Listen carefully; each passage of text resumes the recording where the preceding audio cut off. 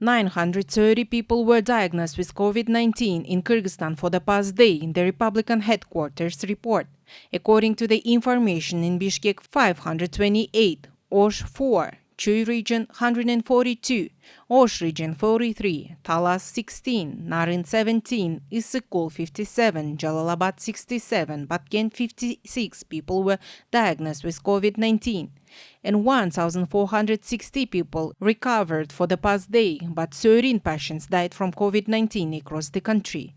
To date, 3,746 patients are being treated for coronavirus in hospitals.